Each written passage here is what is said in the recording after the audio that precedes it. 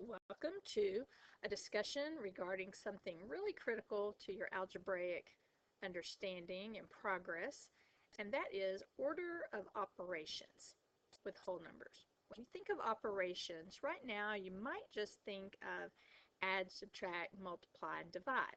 Those are what we call the four basic operations, but there are lots of other math operations. Raising something to a power, like we talked about in a previous lesson, taking the square root of a number, squaring a number. There are all kinds of operations. But primarily, we will be dealing with the four basic operations, but we have to know what order the problem intends for us to work them. So we start really getting into some of the nitty-gritty of mathematic notation. And as I noted here, we all have to speak the same math language. Otherwise, we would all be coming up with different results from our work. So there's universal math understanding, and that's what we're trying to apply. So the acronym GEMS is just a way to help you remember the order of what you have to work on first. So the G represents grouping symbols. The grouping symbols, parentheses are very common, brackets, and on the notes here you'll notice I put a picture of what the actual, what the symbol looks like, so you can remember it. So the brackets are the squared off ones. The braces are what a lot of people call set notation, which is accurate. And the absolute value bars, which we'll talk about a little bit later in the year, but they're straight bars, and they have a particular meaning. And then something that you are familiar with is the fraction bar, but you may not have ever really thought of it as a division symbol, which it is, but it groups. Everything up in the numerator is like a set of information, and everything in the denominator is another group. So that's 5 grouping symbols, and there actually are some more that you'll be introduced to later in your math career. Well, let's keep going. Let's figure out, there we go. The E represents exponents, so you have to simplify anything containing an exponent. Got a little skill review right here, just like we've already talked about back in lesson 1.4. The M represents multiplication or division, left to right. And then the last step is adding and subtracting. The S represents subtracting, and you also do that from left to right. An acronym you may have heard before is, actually this one is not an acronym, this one is a mnemonic, and that is, please excuse my dear Aunt Sally. So a mnemonic is when you have a sentence where the first letter of each word in the sentence helps you memorize, and an acronym is GEMS, where G-E-M-S, each represent just words but not a sentence. The thing I don't like about PEMDAS is it gives students the impression that they always go in this order, and sometimes students they misunderstand this right here and this, thinking that multiplication always comes before division, and that's just not true. It's always from left to right. So really, the MD, multiplying and dividing, is really one step, which is how it's represented in GEMS, and adding and subtracting is really one step. So you're welcome to use it if it works for you, but I just wanted you to understand why I generally choose not to use that one. Now at the bottom I put a note, and as we go through some examples you'll see why, but I suggest you just try to do one step at a time in the process. Some people will get a little cocky and want to do more than one at a time, and eventually that will be great. And if if you're not making mistakes with it, that's okay for you now. But you have to be really, really careful. So if you're struggling at all, you really need to do one step at a time. It'll help you not miss certain aspects of order of operations. Well, I've written out a few examples here where I've actually typed it all out. But just look at the overall example one. Notice how the whole problem gets kind of narrower and narrower as it goes down. So you're simplifying. So when you see the problem, the instructions are actually simplify. Take a look at this first one. So you look at the overall problem and you notice that you've got parentheses right here. You've got an exponent, and then you've got some subtracting, adding, and multiplying. So you follow Jim's. So I highlighted what I did first. So the first thing I had to do was the grouping symbol for G. 22 minus 7 is 15. Then I just brought everything else down. Then I took the 3 squared because that's an exponent. So we took care of the grouping symbols. That's the G. The E is for exponent. So anything involving an exponent. So 3 squared does not mean 3 times 2, remember, but 3 times 3, that gives us 9. Then I just brought the 4 down, brought the 5 down. Everything else just came down. So when I'm on this step right here, I have subtracting, addition, and multiplication. Well, multiplication, that's the M from Jim's, has to happen before you subtract and add. So the 4 times the 5 is the 20. So once I get to this step, I'm left with just subtracting and addition. Well, I need to do that from left to right. So I subtract first, 15 minus 9, that's 6. Bring down the 20, then add 6 and 20 to get 26. It's really common for students when they get all down to the adding and subtracting, they may want to add 9 and 20 and then say 15 minus 29. Well, this time that would give you a negative result, which would be problematic. But once we throw in negatives later, that's not going to be a hint to tell you that you've messed up. So it's pretty easy to goof it up, as you can see. So you just have to take one step at a time. You may find that highlighting either the result of each step or the actual part you're working out may help you. Some of us are a little more dependent on color than others. So just try it and see what works for you. I mainly did the highlighting here just to help you see what was happening in the problem. So I wrote a pretty important note over here to the side. It says, notice how I'm replacing 12 minus 8 with 4. So in my problem up here, the first thing I did was the parentheses because that's the G of the grouping. So 12 minus 8 is 4. So 4 is just replacing something, and then everything else comes down. So the next thing to do in this line, you have addition, you have multiplication. That's what the 4 outside of the parentheses is indicating. When there's no symbol in between a number and parentheses, it indicates multiplication. The power needs, and then you have division. So out of dividing, power, multiplying, and addition, we need to do the power. So I take 4 to the second and replace it with 16. Notice I don't multiply 4 times 4 and then raise it to the second because this power only applies to what's in those parentheses. So once you get to step 3 here, you've got addition. This is multiplication in the middle here, and division. Well, the rules say multiply and divide next, left to right. So you multiply, that comes to the left, so we multiply that. That gets replaced with 64. Bring down the 2, bring down the 30. 64 divided by 2 is 32. Have to do division before you do addition. And then at the last step, there's only one thing left to do, so obviously you add and you get a result of 62. So notice there's several things to pay attention to here.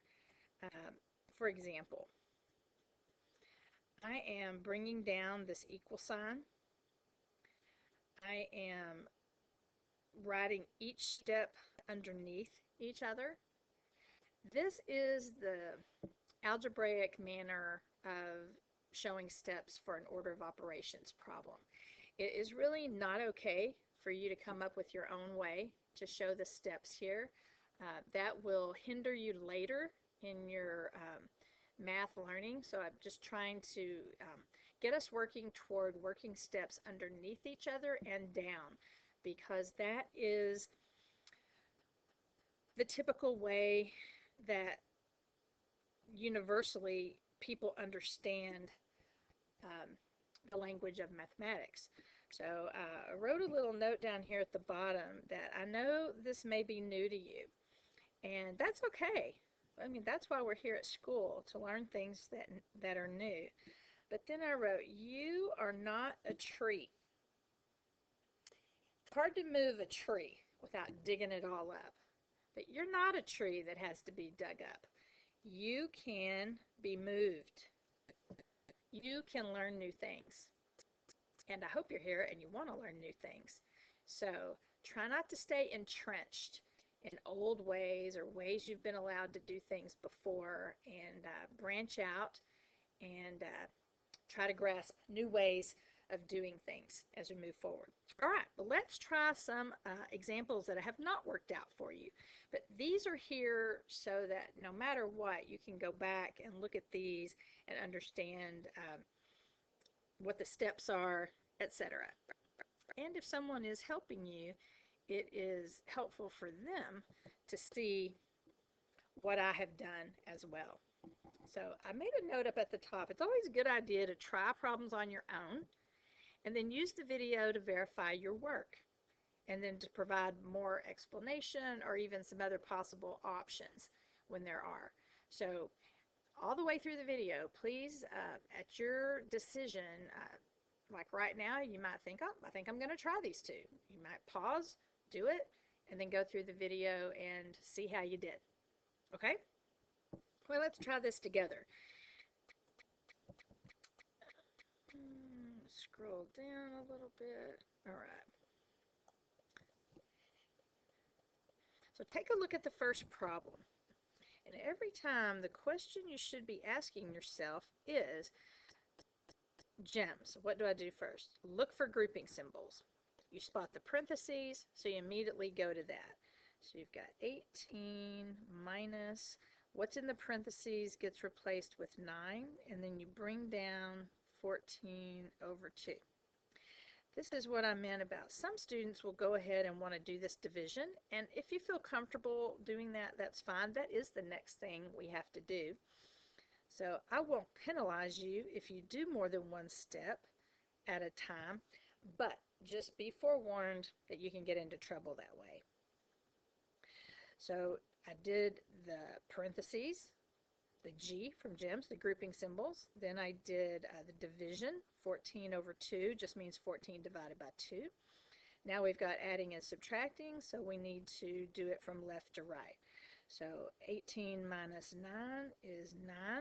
Bring down the plus 7, and that equals 16. Notice how you sort of end up with a little V shape. It starts off big and everything's getting smaller, or like an ice cream cone. Let's try number 4. This one's got multiplication. That's what this means right here. Remember, 9 times 9, when there's no symbol in between, those parentheses are indicating multiplication. So we've got multiplication, addition, a power, and division. No grouping. Even though these parentheses are not a grouping symbol, they're not grouping anything. They're just indicating multiplication in this case. So we need to do the exponent first. So I'll bring down my 9 times 9 plus 3 to the 3rd power means 3 times itself 3 times. It does not mean 3 times 3. Now take a look. You've got multiplication, then addition, and then division. The rules say you need to multiply and divide next. So 9 times 9 is 81. Bring down the plus, you can't do that next. Then you're doing this division over here, that's a 3. So 81 plus 3 is 84. Pretty simple. I would mention that some people find it helpful, and let's see if I can show you here. They would find it helpful to kind of highlight some things that they're doing, like they see that they're going to have to multiply that together, they're going to have to do that, or when they get to this part, they might highlight that. That's where the 3 came from, or highlight this. That's where the 81 came from. Just remember, you can't be selective about what you decide to do first, second, third, etc. You have to follow the rules. So you have to just keep thinking about the rules the whole time. Let's go back to my pen. And let's try another. So number 5 looks pretty simple. You've only got 2 operations. It's pretty obvious which one we need to take care of first, the multiplication. But it's tempting to want to go in the order that you see. So you have to not do that. So I have 18 plus 42. I got the 42 from multiplying 7 times 6. So here we're seeing the multiplication as a multiplication dot. So sometimes parentheses, sometimes the dot. Remember, we're trying to avoid the x. X no longer should be utilized to indicate multiplication when you're writing things horizontally. Still use it when you're writing things vertically, though. So let's add 18 and 42. Now, when I add that, I think of it as 10 and 4, 40, that's 50, and then 8 and 2 is 10, so it is 60. That's an easy one, just one step in there. Let's try number 6. So this one's got quite a bit going on in there. So first I need to take care of the G, grouping symbols. So I'm going to bring down everything else just like it is. Don't worry if you end up having a lot of steps. It's okay to have a lot of steps. It kind of helps you better understand what's happening. From here, we've done the grouping. There's no more grouping. Remember, these parentheses right here, all they were doing is they're indicating that I have to multiply by the 2. But first you have to take care of this power. So it's 10 to the 2nd power. But you can't just leave the parentheses off. But you could have used a multiplication dot if you wanted to. So let's bring down 19 minus 3 plus 2 times 10 squared is 10 times 10. That's 100. If you get in a hurry, you're going to want to put 20 instead of 100. So watch yourself. Now, remember that's multiplication. So that's what I need to do next. Something else a lot of students do sometimes is they like to kind of put like a little V, sort of like that, to show that they're going to do that part next. Just trying to show you some different things I've seen students do that has kind of helped them be more successful. So that gets to be 200. So if we keep doing the little V shape, then this is next because I have to do adding and subtracting from left to right. So in GEMS, we've already taken care of the G, we've taken care of the E for exponent, we did the multiplying and dividing, the M from left to right, and now we're down to the S, subtracting and addition from left to right. So 19 minus 3 is 16, bring down, and then of course when you're just left with one operation, you just take care of that. There we go. Pretty simple stuff. So you can try some highlighting, you can try the V's, whatever. Again, remember it's a good idea to pause the video, try some on your own. Math feels pretty darn good when you try something on your own and you get it. But remember, it's not just your final result. you need to have some good support that leads to your answer so that if you're messing up, we can actually see what's happening. I can see, but you can see as well. All right, let's try these last few right here. So we've got a bunch of stuff in the grouping symbols. So when that happens, I'm bringing down everything else, and I usually just try to write the big empty grouping symbols for a minute.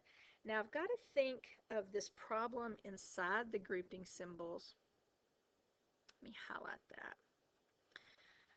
I need to think of this as kind of its own little order of operation problem temporarily.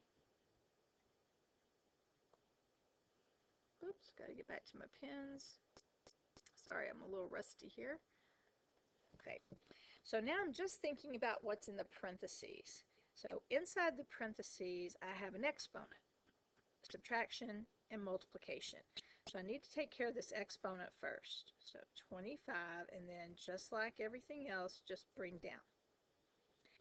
So we're going to keep bringing down this 20 plus 4 until we get these parentheses down to where there's just one number inside.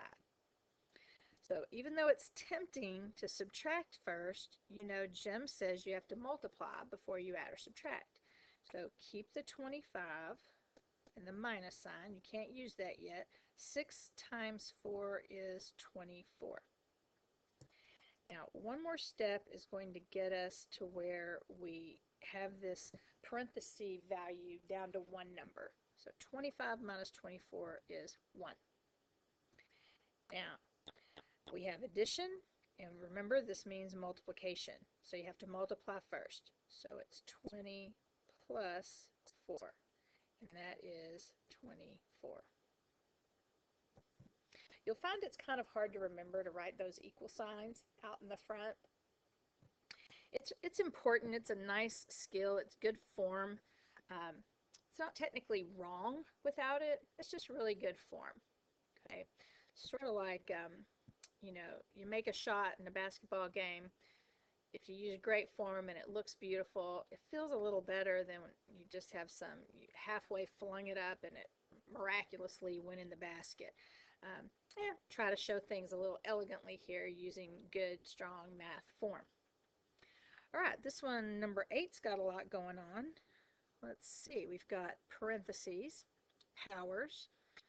We've got everything in here. We've got adding here, multiplying, dividing, exponents, subtraction, and more exponents. So let's tackle the grouping symbols first, because Jim says G comes first. So again, just put your little grouping symbols. You can kind of bring everything else down. I find that helps sometimes, especially when there's a lot of stuff in the parentheses. So do what's in the parentheses. That yields a 2. So we keep going and just stop and take a minute and look at it. You've got no more grouping symbols, but you do have powers. The E is for exponents. Got to take care of the exponents. So keep everything else the same. So 2 to the second, 4. 3 to the second, 9. Now take a look at it. We've got adding here, multiplying, and subtraction. So we need to multiply and divide from left to right. So we have to multiply 2 times 4. That gets replaced with an 8. Bring down everything else. Now you're just left with adding and subtracting. But remember, you have to go from left to right. So 3 and 8, 11, minus 9, and that is 2. I hope you're sort of getting the hang of it. I put a lot of examples in these notes because this can really be challenging to get a hold of. All right, number 9. I think this might be our last one. Hang in there, everybody. Math takes practice, and if you tried some of these on your own, then you're kind of getting through it a little bit faster because you can use the video to check yourself if you're catching on. All right, this one's got a lot of stuff. So like I said before, I like to bring down everything that I'm not doing first. There's my parentheses. So I look in the parentheses and just concentrate on that problem. In there, I see subtracting and multiplying. I have to do the multiplying first. So I keep the 52 minus. I multiply 4 and 12 to get 48. Still working on this grouping symbol here. Remember, you got to stick with that until you get it down to one value. So bring down everything else. Perform the subtraction in the grouping symbol. That'll give us a 4. And now, just step back, look at what you have. Got exponent. That has to come first. And if you look at this 4, I put it in parentheses just because I was dropping them down, but the parentheses don't have any meaning. I mean, there's just a 4 in there. There's no power. There's nothing being outside of it to indicate multiplication. I'm going to go ahead and just write it without the parentheses so that you can see it doesn't look quite as strange. So let's take care of our exponent. 4 squared is 16. Bring down, bring down. Now you have multiplying, adding, and subtracting. According to GEMS, the M, multiply and divide from left to right. So that's 48. Bring down. All adding and subtracting, so we add and subtract from left to right. 52. And I'm going to show you right here. This is what you do when you get to the bottom of your paper. I could squeeze my answer in, but when you get to the bottom and you still have more steps to go, you just put a little arrow over here, and then you have room to write, several more steps if you have them. In my case, I only have one step left. So what do we get here? 21.